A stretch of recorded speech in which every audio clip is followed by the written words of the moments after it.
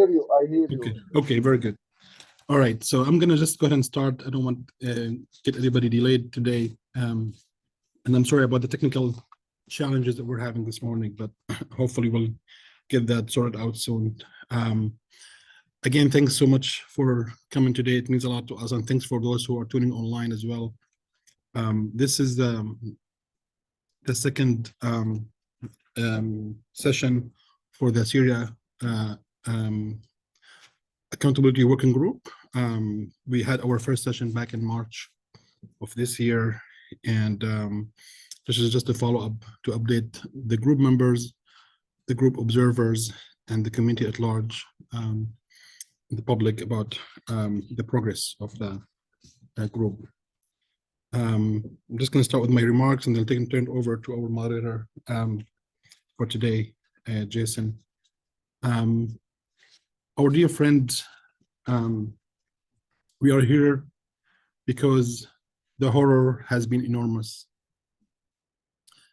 but justice has been severely lacking. Hundreds of thousands of Syrian citizens have been murdered by the Assad regime over the last decade. But due to the traditional principles of sovereignty and statehood, it has been virtually impossible for the law to touch the Assad dynasty or its henchmen. As you know, years of disappearances have left families with no recourse, even the most devastating assaults one could imagine, that is the chemical weapons against innocent families, are remembered only in the hearts and minds of the people, not the official records of the courts, or the roster of inmates at a prison set up for the worst of the worst. But legal developments have begun to change the outlook for those who had hand in the mass slaughter. Countries, mostly in Europe, have begun to adopt new legal principle, allowing their prosecutors, their courts, to arrest, indict, try, and convict those who committed horrific crimes, but did not act against yet their own citizens or on their own soil. This concept, as I think all of us know now, the universal jurisdiction. It is slowly changing the face of justice. Some Assad regime corporates have already been convicted in European countries, while others are on trial. The long arm of the law is finally and gradually starting to live up to its name on the international scene. Obviously, this is not the answer to every crime against humanity and each of the brutal atrocities committed by the regime. We will never have that answer. The pain of the victims' families and friends is permanent. The damage and loss will stand the test of time. But this is why we're here today. Several months ago, as I said earlier, Citizens for Security and Safe America, along with the Public International Law Group, set up the Syria Accountability Working Group. This group was charged with writing a report to lay out the means of holding the Assad regime accountable for the crimes it has committed against the Syrian people. I'm pleased to announce that we now have finished the first draft, or a first draft of the report, which will be circulated right after today's meeting. Today, we're happy to have with us Cleveland State Law School Professor Milena Sterio, who wrote the draft, along with Jason Steinbaum, the former staff director of the House Foreign Affairs Committee. Milena will talk briefly about the draft, and Jason will lay out the next steps for the group, Syria Accountability Working Group, to review the report. Again, thank you all for your support. We really appreciate it. Thank you for your patience, for those who have been following our work for the last few months, and for joining our demands to hold the Assad regime accountable for its crimes. Thank you. Jason, over to you. Sure, just in case.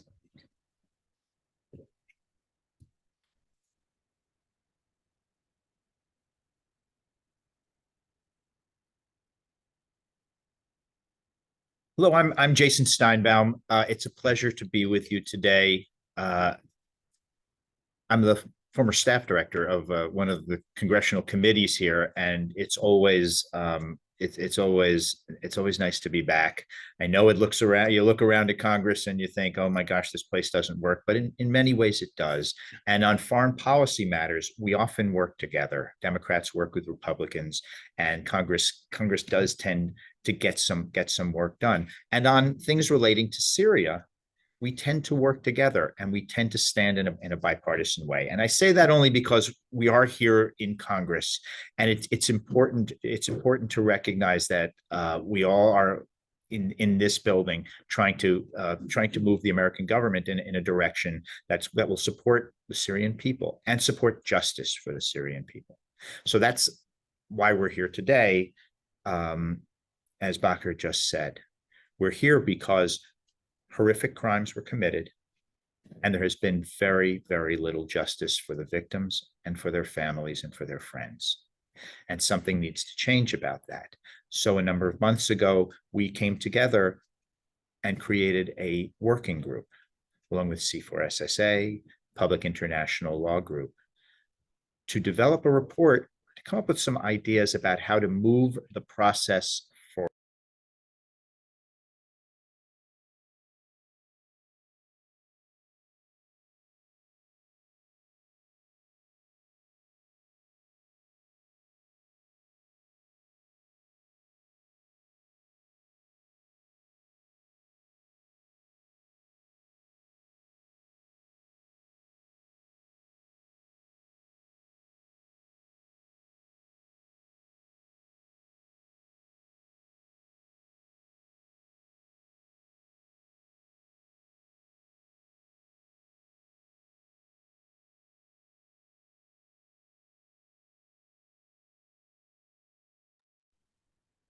That's right. And after that, I will come back and I will lay out the procedure as we're going to move forward, a timeline for when we'll send the report out, the time for which we'll submit, we'll solicit comment from members of the working group, and when we'll close the comment and then move to finalize the report. Okay. We've had a few technical issues today. My voice is echoing. I sound like I'm okay. So, and for all you people who are not Yankee fans, I'm not in Yankee Stadium. So, Professor Sterio, thank you for offering a summary of the draft report. I think this should work now. We're going to go. Let's do both. Okay, sure, go ahead. Sure. You're good? You're good now? Okay.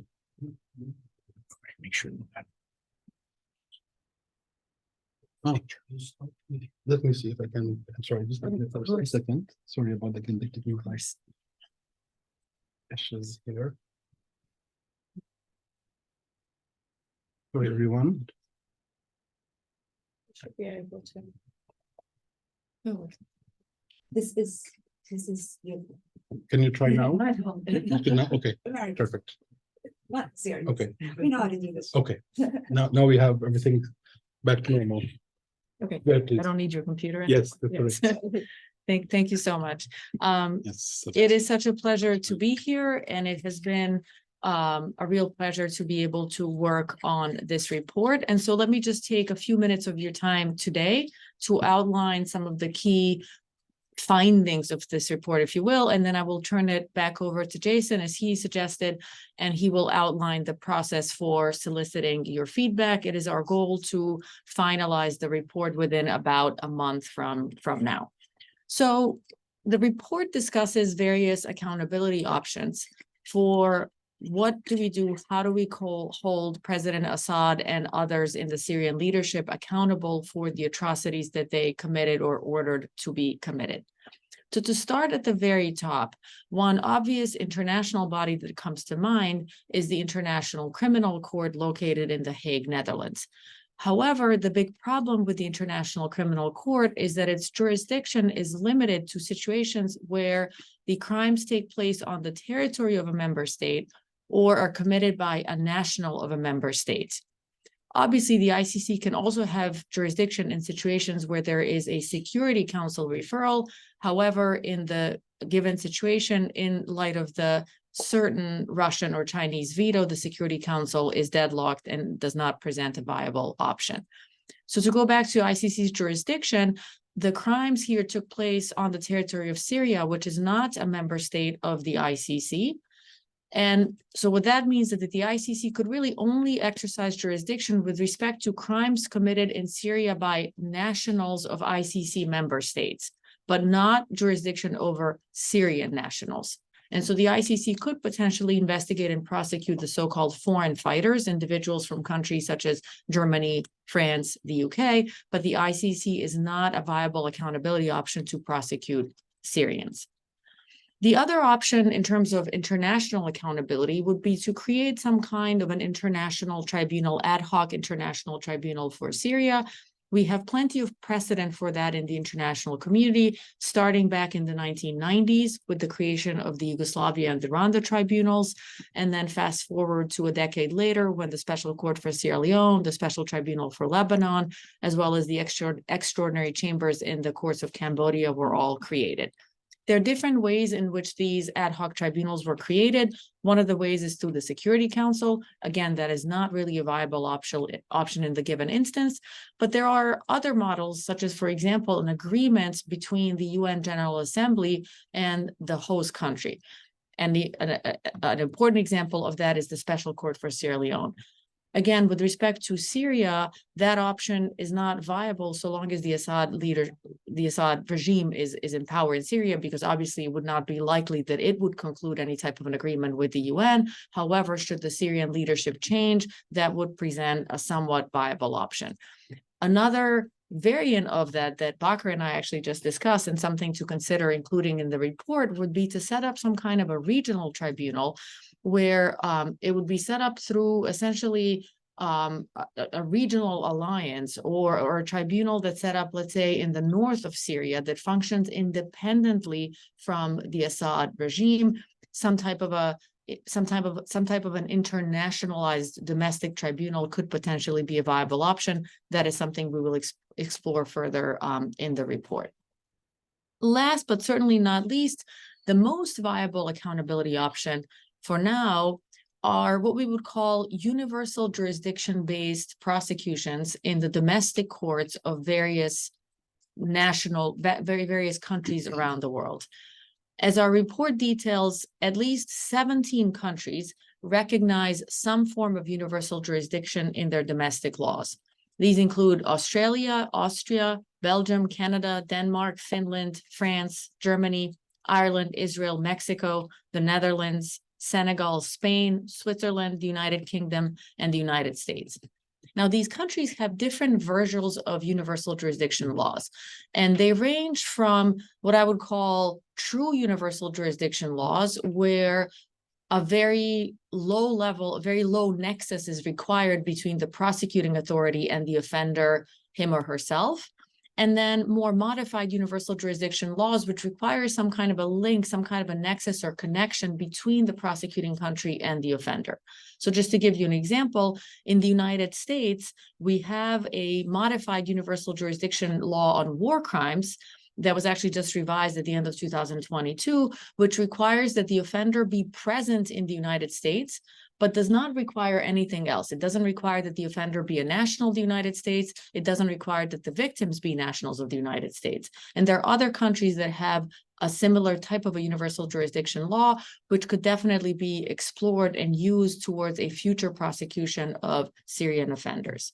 We have seen examples over the last 5 to 10 years of Syrian offenders being investigated and prosecuted in various, mostly European nations.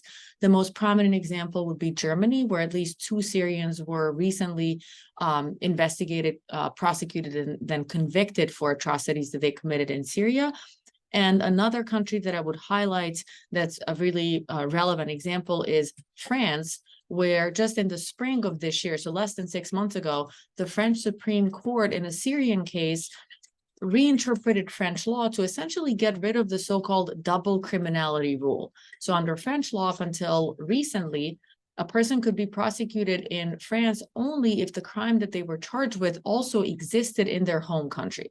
And so there's a Syrian person who was being prosecuted under French law for crimes against humanity. And the issue in that case was whether in Syria, the person's country of origin, crimes against humanity also existed as a crime. Originally, French court said, well, in Syria, they don't really have the same type of a crimes against humanity statute. And so because of that, the double criminality rule is not satisfied.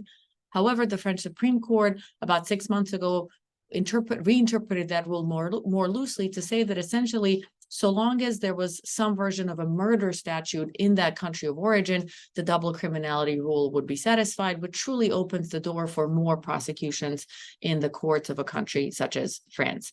And so prosecutions under universal jurisdiction statutes of these various countries definitely remain a viable and very important option for imposing accountability on Syrian leaders.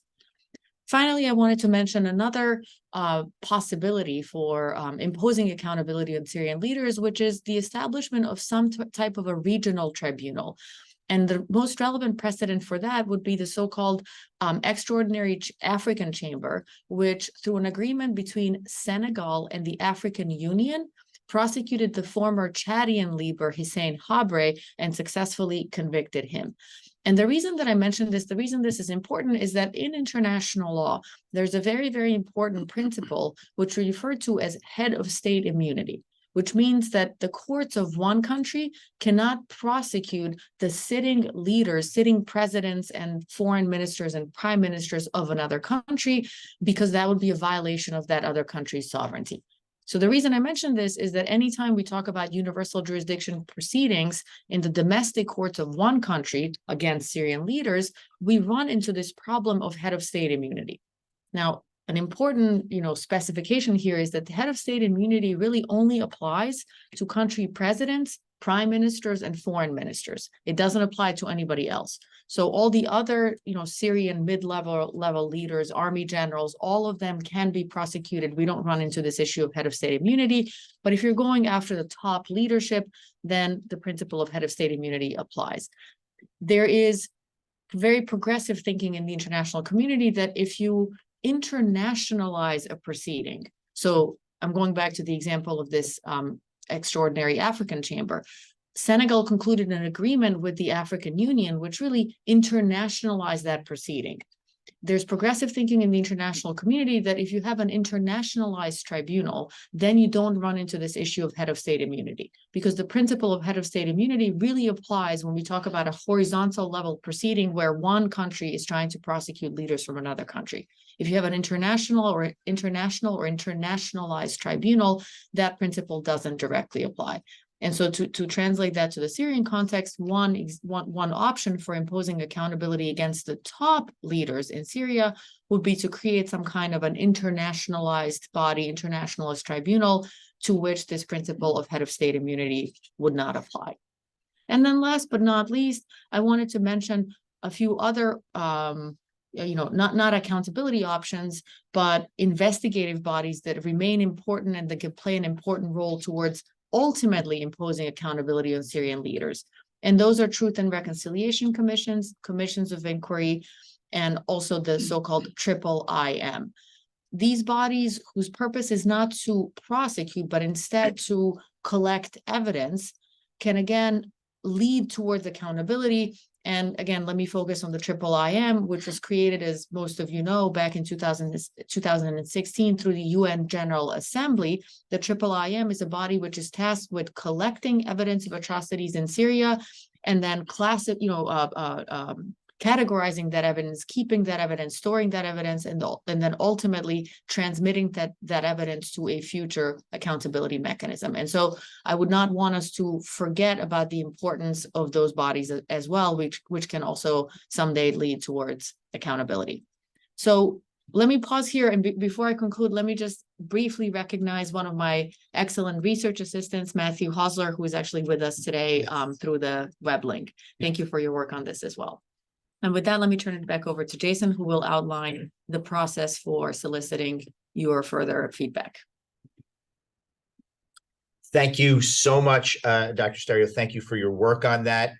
Thank you to your team of researchers who helped put this together. I know you all worked extremely hard. I saw the work along the way, and I know you put your hearts into it. So thank you so much. So I'd like to now kind of open this for comment and see if anyone would like to offer any thoughts about what Dr. Sterio said, or about what you think the report might contain. So let's see if anyone has any thoughts.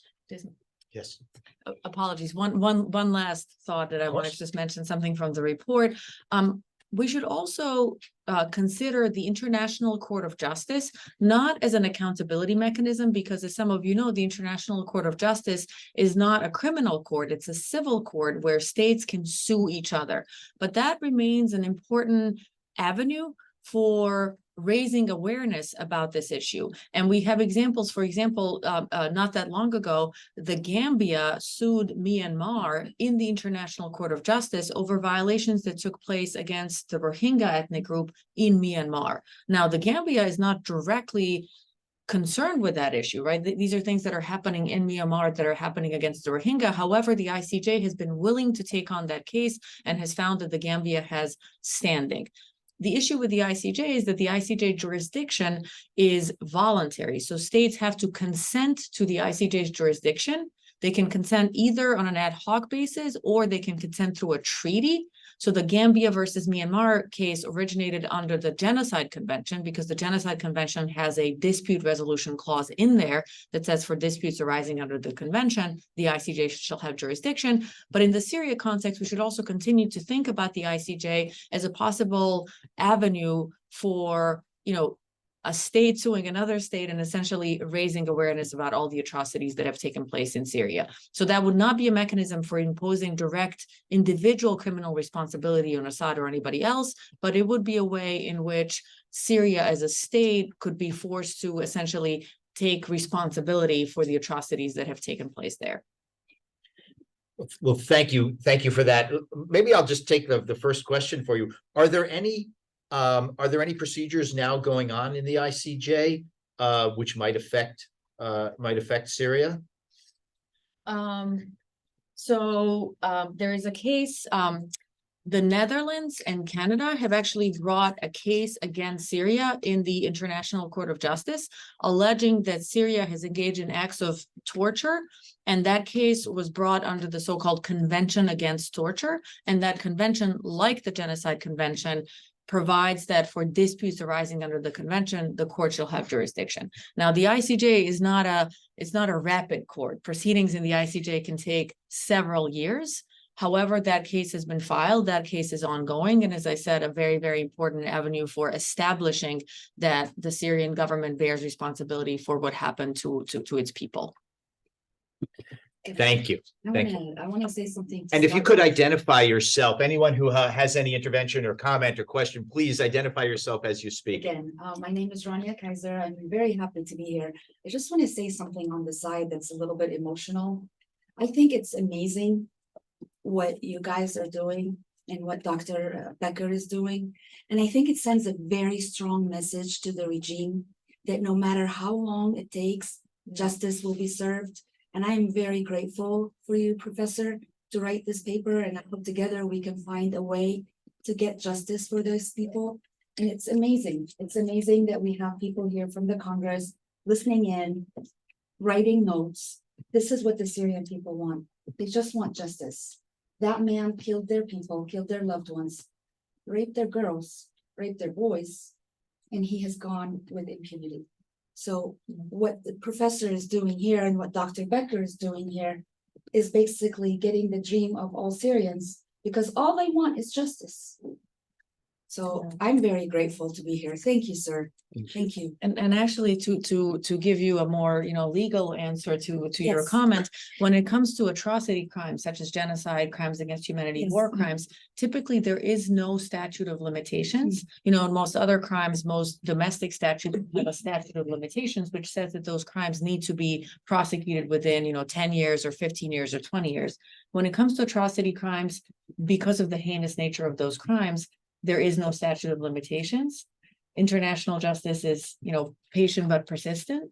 And we have actually examples of, if you think, for example, of the Cambodia Tribunal, which I mentioned, the Cambodia Tribunal was established in the 2000s to prosecute the Khmer Rouge leaders. The Khmer Rouge regime was in power in the late 70s. So, we should not give up. Thank you. Thank you so much.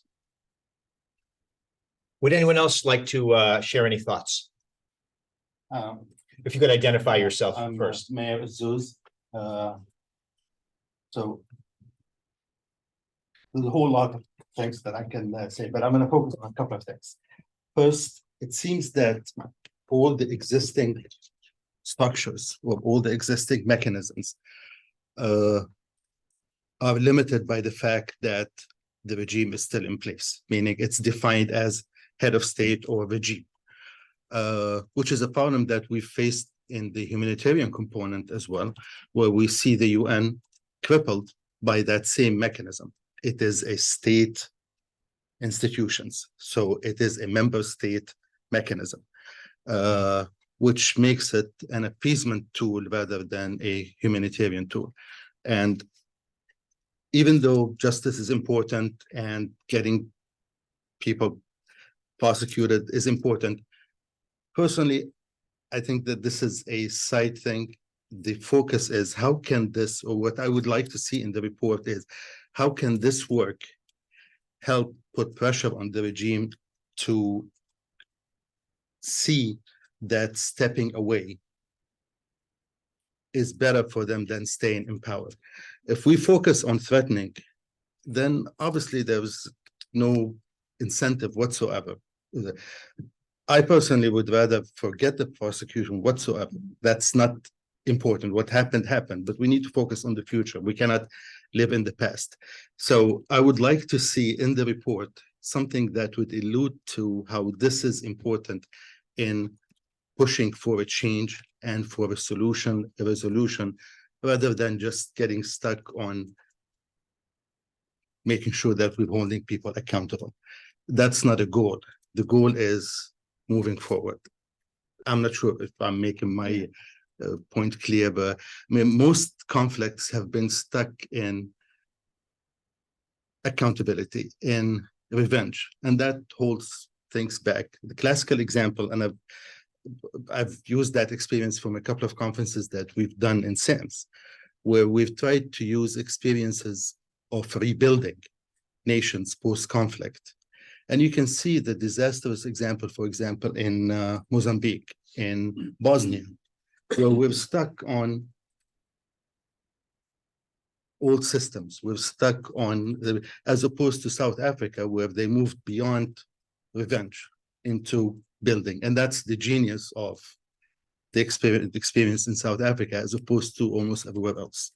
So while accountability is important, and I can see that, okay, yeah, there is no statute of limitations, so that's an important point, but any work needs to focus on, or at least allude to, how can this help move forward and help the new generations.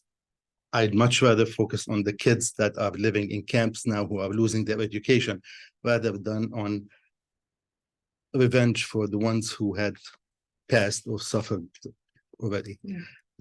Hopefully I'm making it clear, but I know it's a little difficult, but it is it's always a problem that I've had with what we do, just like in humanitarian work, where you want to provide humanitarian work, knowing that that humanitarian assistance you're providing is actually prolonging the conflict. And that's always so what do? You step away. Well, you cannot step away, but you know that you're helping, you're creating, war traders, you're creating people that are benefiting from the humanitarian action that is helping prolong it.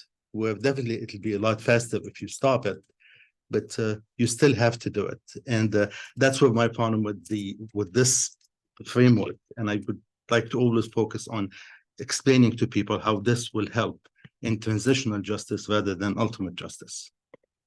Yeah, I mean, I think that's a really, really good point. Thank you for mentioning that. And that is certainly a section we can add in the report, sort of how all of this is relevant and looking forward. I would say that one of the main purposes of a criminal prosecution, in addition to establishing accountability and looking at the past, is also to put pressure on the regime to step down, right? Because if you have a leader who's indicted in an international tribunal, it becomes very, very difficult for them to continue to represent their country in the international community. So That's the point. Right. That's So exactly the look point. at Right. Putin, for example, right? He can now, he can travel to a few places. He can't go anywhere in Europe. He can't go to the US. He can't go to a bunch of places. Yes. It becomes very, very difficult for somebody who's indicted in a legitimate tribunal to claim that they are a legitimate representative of their country.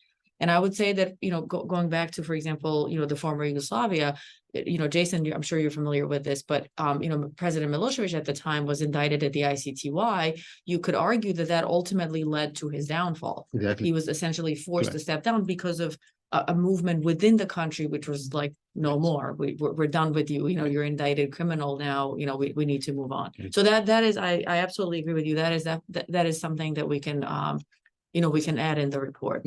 One last point, which I can make later if somebody else. I think we have time. Is that while we focus on the regime, because we know that most of the atrocities have been committed by the regime, but we also need to include that we are against those atrocities regardless of who committed them, because we know that atrocities were committed across the board, and there are so we are like against atrocities, torture, violations, regardless of who committed them, knowing that the super majority of these atrocities were committed by the regime, and even the other atrocities were committed by other groups, but that wouldn't have happened if it wasn't for the actions of the regimes that led to this. So they were consequential, but still they are different, and we also need to make sure that we indicate that we are against those, and everybody will be will fall under the same jurisdiction. But out of what you've listed, so which one is like, if I always like to focus on one thing rather than be all these, it seems that they're limited by the state, by the fact that the regime is still considered by the international community as the governing body of Syria. But if we're going to pick one of the ones that you've listed, which one has the most chance of working, of bypassing this head of state issue? You mentioned two tribunals, a regional and an international. Yeah, so first of all, let me go back to your previous point about your second point about making sure that we condemn all atrocities committed across the board. I really fully agree with you, and that is something we'll make clear, in the report. On the various options, so realistically, the most viable option, and this has already happened, are these universal jurisdiction proceedings in the different courts of different countries. And again, those prosecutions can reach anyone except for Assad, if there's a prime minister and a foreign minister. So those three, president and prime minister, foreign minister, are shielded because of this principle of head of state immunity. But everybody else can potentially be prosecuted under universal jurisdiction in the courts of these various countries. So that is right now the most viable option for actually conducting prosecutions right now. When it comes to imposing liability, criminal responsibility on someone like Assad, I think the most viable option would be the creation of some kind of an internationalized body, internationalized tribunal outside of the Security Council, but through some type of a regional agreement, where you can then make this argument that because the body is internationalized, it is not bound by this principle of head of state immunity. Okay, so that should be our the focus. most viable, I would say, option right now for prosecuting someone like Assad. So regional, you mean picking few countries in the region that will lead, Yeah. that will have this. Yeah. So if we think of these countries, mean, I cannot think of a single one that would be willing to do this. Yeah. Unfortunately. Yeah. So, Right. thank you. Those are Yeah. some, I mean, No, I mean, profound and that- excellent yeah. thoughts. Thank you. I'd like to open up for more comments or questions. I can- Anyone? Yes, please. Yeah, so I'm Lauren Bailey with the U.S. Institute of Peace, and I would echo your concern. I was thinking of what's the sort of, and I'd be curious for your thoughts on what the appropriate sort of regional constellation would be for a credible internationalized tribunal outside of the UN and outside of the Security Council. The other question I had too, and it was a super helpful presentation, Milena, thank you, was that the sort of argument that has been batted around with regard to Myanmar for the ICC jurisdiction of the impact of the crime is actually happening in Bangladesh, and Bangladesh is a state party to the ICC. So could the ICC take it up? Is there a similar argument to be made for Syria, or are those circumstances substantially different? I'm less clear on sort of what impact in jurisdiction could look like. Yeah, so let me start with that comment, because that's actually a great question. So for those of you who might not be as familiar, regarding the Myanmar situation, so there's this ICJ case that I mentioned where the Gambia is suing Myanmar, but there's also an ICC prosecution or investigation that has been open into the atrocities committed by the Myanmar government against the Rohingya. Now, Myanmar is not a member state of the ICC. However, Bangladesh, which is a near, neighbor of Myanmar, is. And the way that the ICC found jurisdiction here is that it said, look, so long as these crimes are, transient in nature, so long as they, maybe they began in Myanmar, but they ended in Bangladesh, that is enough to establish jurisdiction in Bangladesh. And actually, Lauren, I just had a phenomenal conversation about this with the former ICC prosecutor, Fatou Bensouda. She was at a conference that I was at, and she was explaining to us how they came up with that. And essentially it was a prosecutor, a staff, prosecutor at the ICC who came up with this brilliant idea. So with respect to Syria, you could maybe look at crimes that, originated in Syria, but ended in, let's say, Jordan, right? That might be enough. Jordan is a member state of the ICC. That could be enough to establish, jurisdiction for the ICC. The only limitation there, though, is then the ICC could only investigate and prosecute those crimes. So it couldn't investigate and prosecute, all the atrocities that took place in Syria. It would only be able to focus on those, sort of transient crimes. But Jordan would be an important, place to look at. And then in terms of a regional tribunal, I mean, I think realistically speaking, we're looking at like European countries, right, that might be willing to do this. You're absolutely right. I don't think that in the region, looking at the countries that are in the region, I'm not sure that some of them would want to do this. I agree with you. But looking at, let's say EU countries and seeing if there's the political will, to do something there, because there has been, when we think of these universal jurisdiction prosecutions, these cases are always political.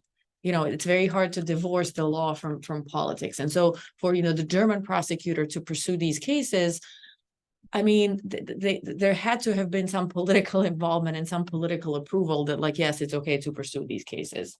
And so maybe sort of a group of European countries that get together and say, hey, how do we do this together so that we circumvent this principle of head of state immunity? Now, we do run into very complex legal issues of, well, is this truly enough to circumvent head of state immunity? Is this sort of like neo-colonial, imperialistic, all of that stuff? I'm not saying it's easy, but I do think that it's a viable option to at least explore.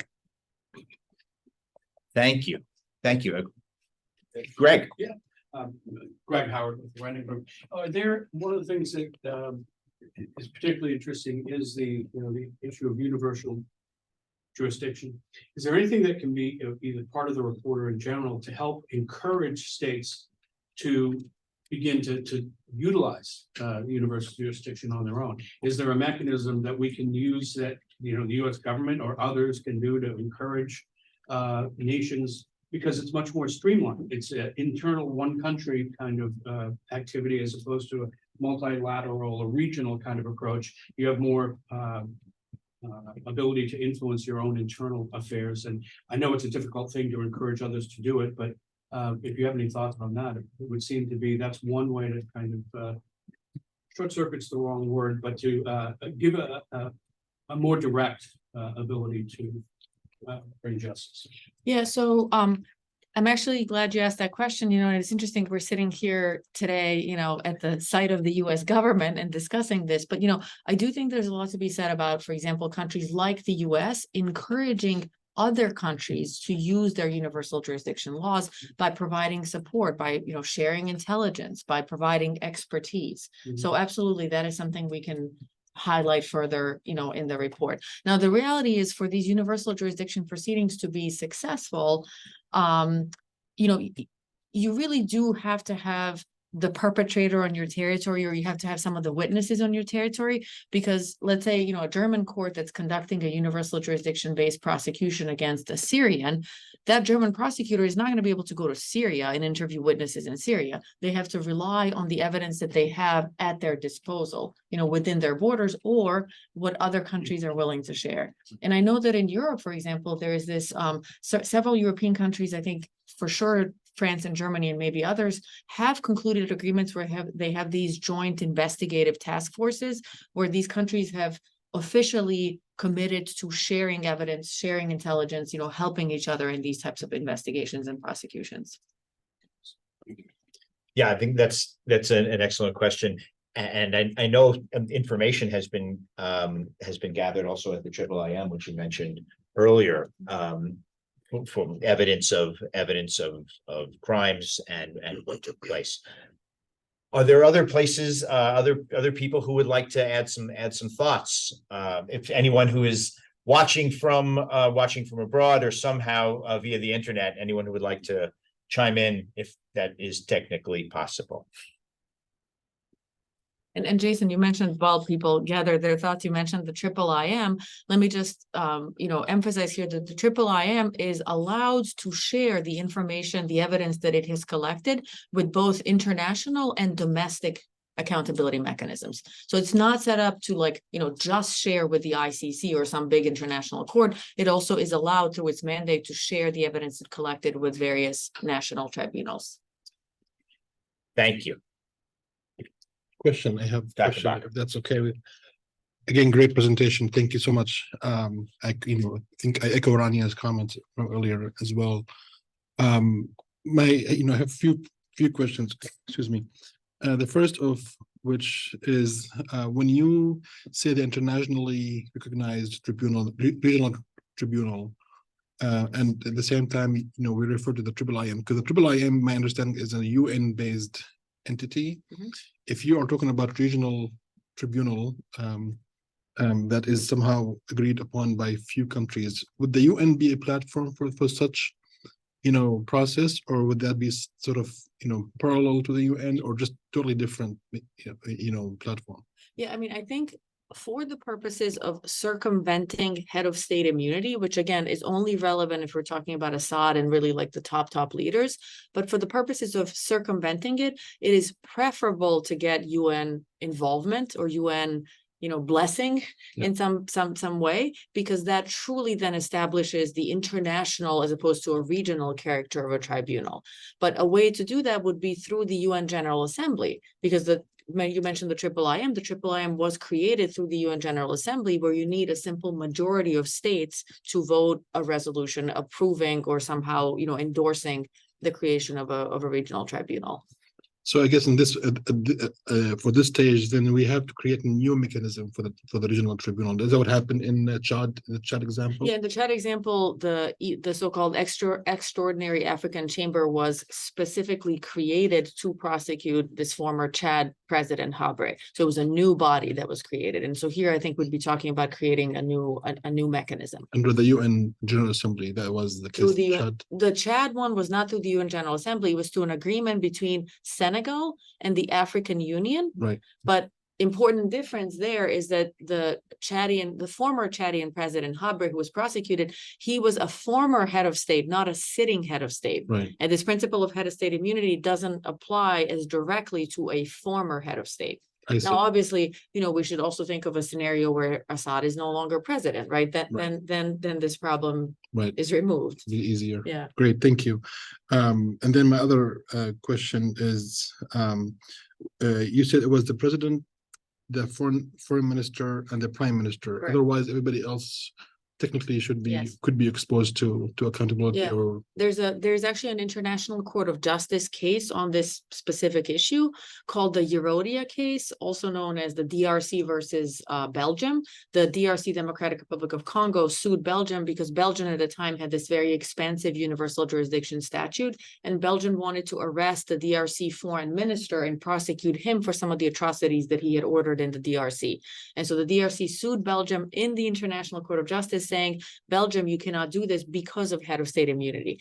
The ICJ issued a ruling back in 2004 in which it said, yes, it is a principle of international law, but it said it only applies to the president, prime minister, and foreign minister, and it does not apply to an international criminal court such as the ICC.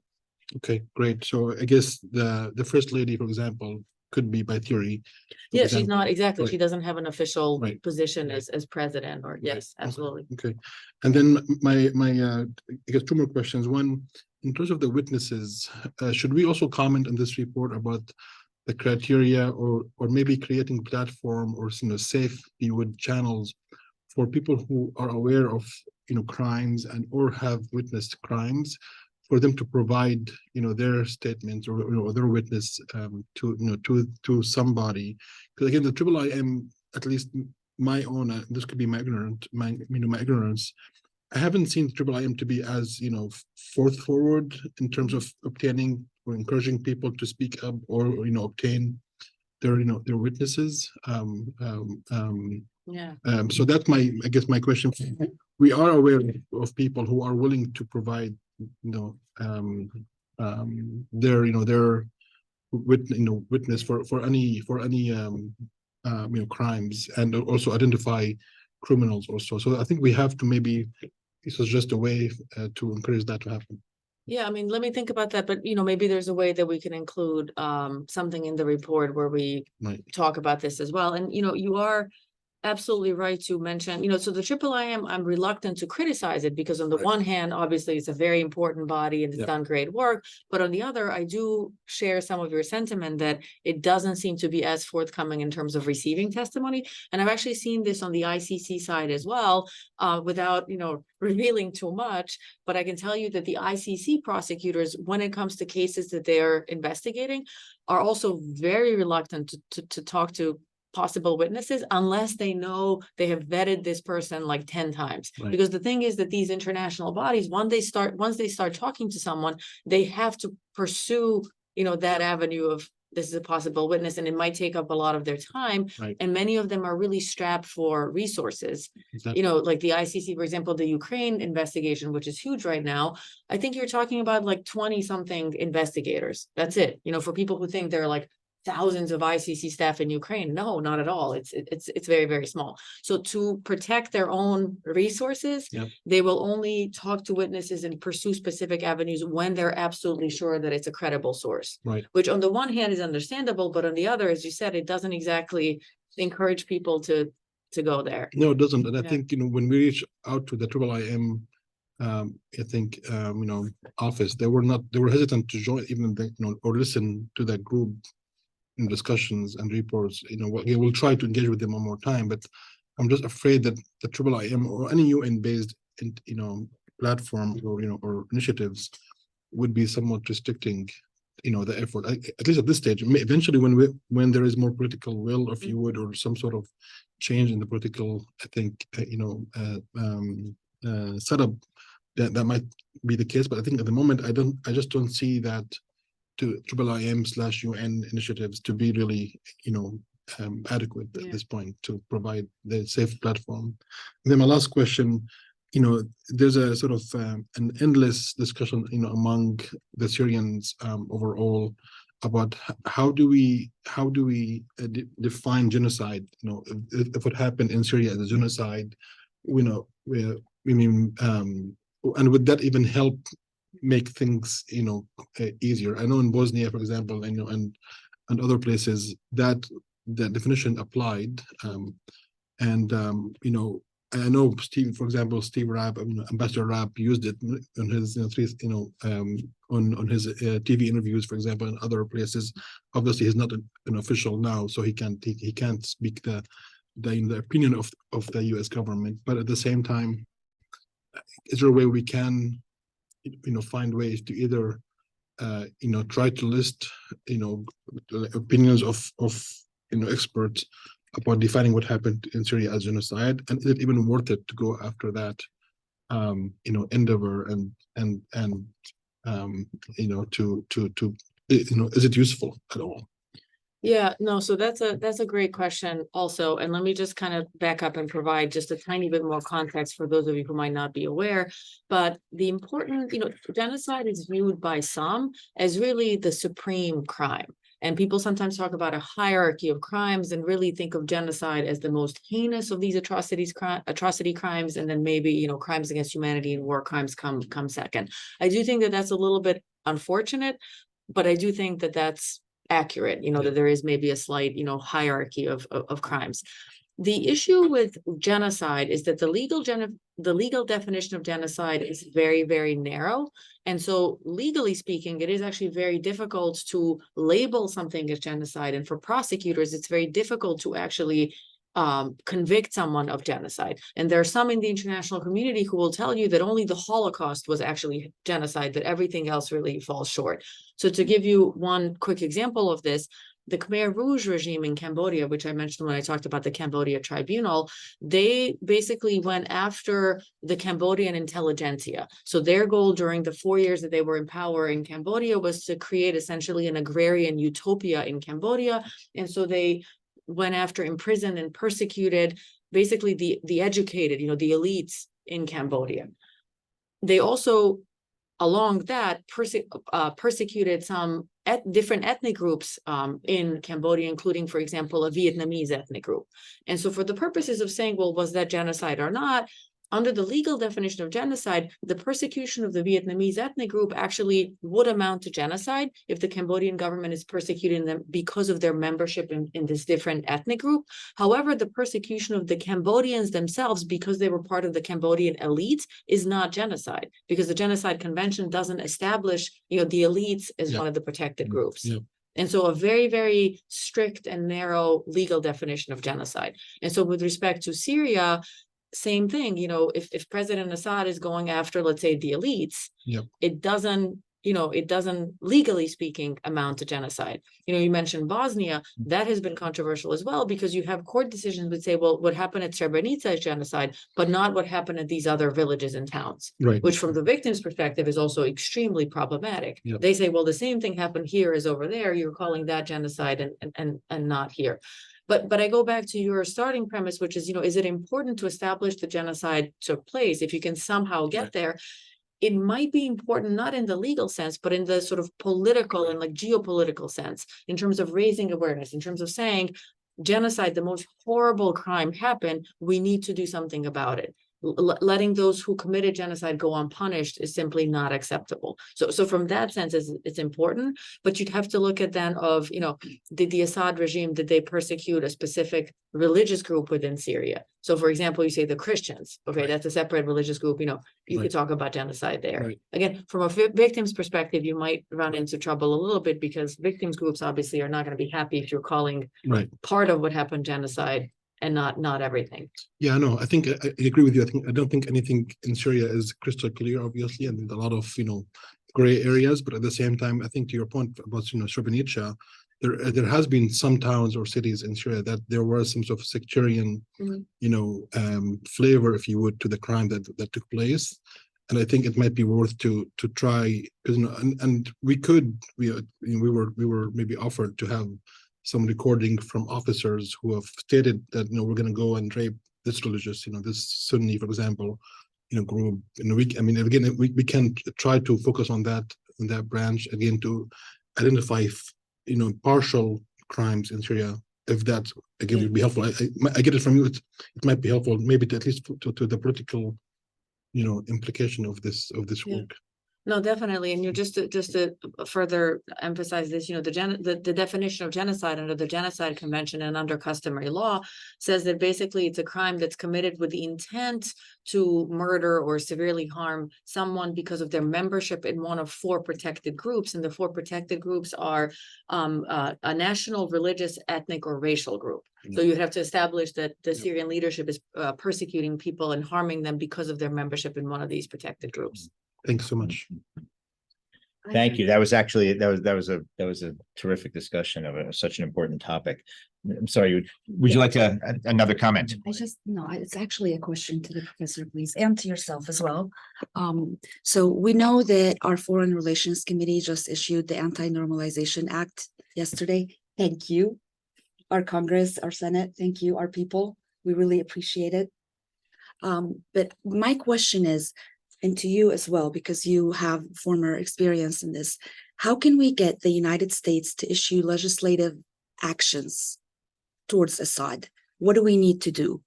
Because unless the United States starts this, nobody else is going to do it. So what do we need to do as Americans to get our Congress, our Senate, to move forward on this? I know that you said that we can't try Assad here unless he was here, but what else can we do legally to bring this man to justice here as Americans, not Europeans, not anybody here?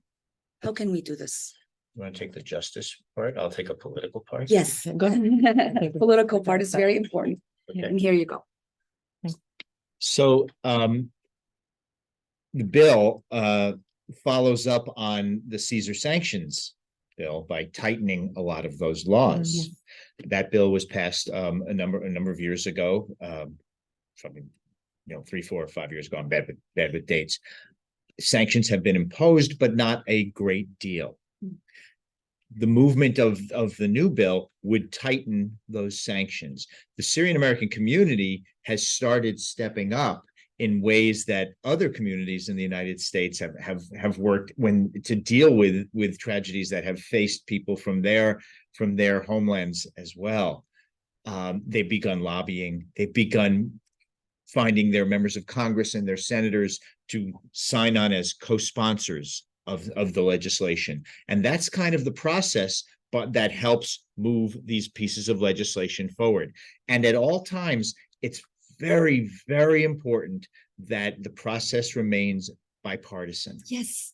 Because issues like what has happened to the Syrian people at the hands of the Assad regime has nothing to do with political parties in the United States or any other country.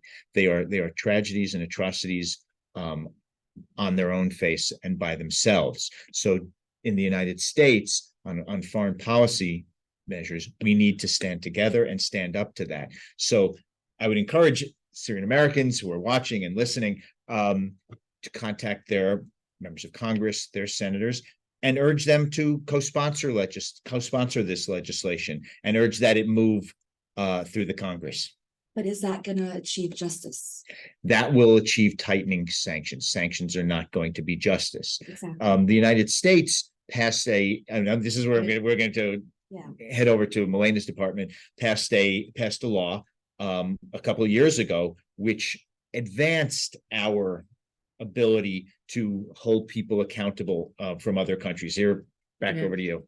So I think I mentioned this in my remarks, a few minutes ago, and this is in the report that you will get to see very shortly. But at the end of 2022, the U.S. passed the so-called Justice for Victims War Crimes Act, enacted in December of 2022, signed into law by President Biden in January of 23, so very recently, which essentially modified our existing war crimes statute. So we had this war crime statute on the books that went back to 1996, but the original war crime statute had a very brief statute of limitations, said you could prosecute someone, but only within about 5 years or so.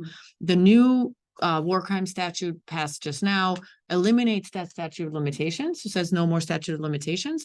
The old version of the statute also basically imposed all sorts of requirements that the crimes had to be committed either in the US or by a US national. The new version of the crime says none of that is necessary. All you need is for the offender to be present on US territory. So again, it's not true universal jurisdiction, meaning it's not like if somebody's in Syria, you could actually prosecute them here. But if you had a Syrian who we know committed atrocities, who happens to travel to the United States, that person could be arrested and prosecuted in the United States under the Victims for War Crimes Act. The other thing that could happen, hasn't happened, is the United States could pass a crimes against humanity statute. We don't have a crimes against humanity federal statute here in the United States. I know there was a hearing last year, about a year ago, where there were discussions about this. So far, we haven't seen legislative action on this, but there are prominent voices in at least the academic community here in the United States who believe that, you know, that we need to do more to advocate for passing a federal law that would basically criminalize crimes against humanity at the national level, which would mean that you could also prosecute somebody like a Syrian perpetrator for crimes against humanity here in the United States. So the Syrians took Austin twice, and Austin is American. Can't the United States issue a warrant of arrest for the people who perpetrated this act? I mean, because we know that it was them who killed Austin. So we we know yeah. for sure. I mean, this is from private intel, from people inside Syria, from American intel. We know that Austin is dead. Yeah. And we know that he was killed by the Syrian regime. Isn't there anything legally that we can do, like issue a warrant of arrest to somebody in Syria for killing Austin? Yeah, so under the sort of, you know, regular principles of jurisdiction and international law, a country can prosecute a foreign national if the victim of the crime is a national of the prosecuting country, right? So if the victim is a U.S. national, under the regular principles of, you know, international law jurisdiction, the United States can prosecute, you know, the Syrians responsible for the murder. And, you know, those responsible could be charged under, you know, sort of regular murder statutes here in the United States. It's a question then of, you know, you could indict someone like that, right? But then it's a question of, are you actually able to arrest them, right? How do you? I think you know. issuing a warrant of arrest for that man is by itself very powerful, and it might even have significant impact on how the Arab leaders will view him. If there's an issue of, if there's like a warrant of arrest for Assad or for somebody in Syria that had direct connections to the killings of Austin, this would go viral in the Middle East, and people would be thinking several thousand steps back before they normalize with Assad again. So it does have a political impact that is important to the Syrian people. Well, legally speaking, yes, it, you know, it can be done, legally speaking. We should.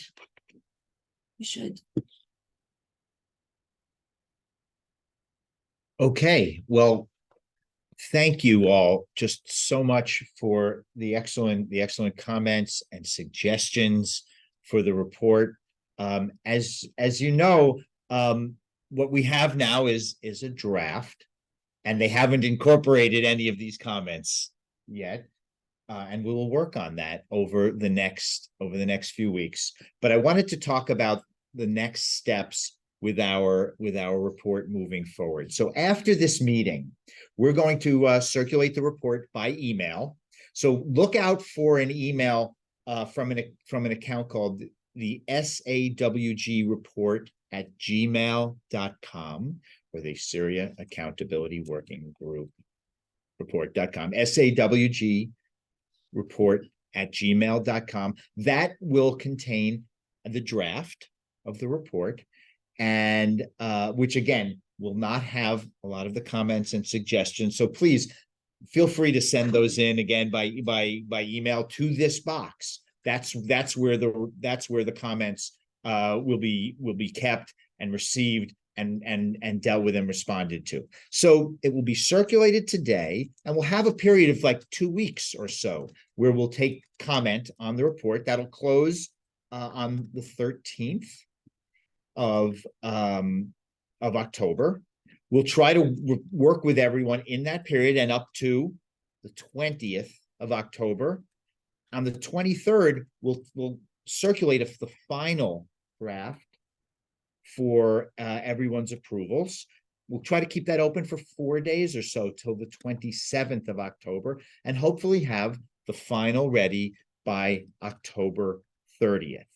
So again, look out for an email from SAWG report at gmail.com for members of the working group, and that we will lay out that timeline. So don't feel like you're in trouble if you didn't take notes on all those dates and things. It will be there, as well as the draft report will be attached. So we'll end there, but I wanted to thank Dr. Sterio for her amazing summary and her encyclopedic knowledge of what's happening on these international justice questions around the world, in different countries, in different international fora, and in history, in order to build just the understanding of how to do this and how to move forward. And I'd like to thank also, so that's with you and the Public International Law Group that you're part of, and C4SA for its incredible leadership, and Dr. Bakr for his incredible leadership as well. So unless there are any other comments, I thank you all for coming. I thank everyone for tuning in, for listening and understanding how it's just so important that we deal with some of these atrocities that have befallen the Syrian people. So again, thank you all very much for coming, for tuning in, and thank you for your time. Thank you. Oh, sorry, one last comment from Dr. comment. Yes, please. The mic closes, so you can hear us. Thank you, Jason, for your nice words, and of course, I echo every single word you just said. And just to clarify and make sure I agree with you on or you agree with me on this. My impression is for this draft, it will be sent for the members of the group. Yes. To make, provide comments, and they're the observers of the group, who I think some of the individuals here are part of. They can also provide comments on that as well, and then we will, think to your point about how we can maybe apply some of those points to the legislation creating world. We can also provide a copy of the final draft to the SFRC, HVAC, and other, and maybe the jurisdiction, what do you call it? Committees of jurisdiction. Yes, committee of jurisdiction. So everything you just said is correct. When the report is done, we will absolutely circulate it to the key congressional committees, to the administration, and hopefully to those around the world, especially in countries that have your universal jurisdiction built into their codes, to provide this background, to provide the suggestions that will come out of our report. So everything you just said is right. Yes, please do submit comment for the members and the observers, and we will absolutely circulate it to those places. Great, thank you. Again, thanks so much. We have some lunch boxes here, so please feel free to take some with you or eat here. So we can probably spend a few minutes here just to, eat and chat a little bit. So, but thanks so much, everybody. Thank you. Excellent point. Just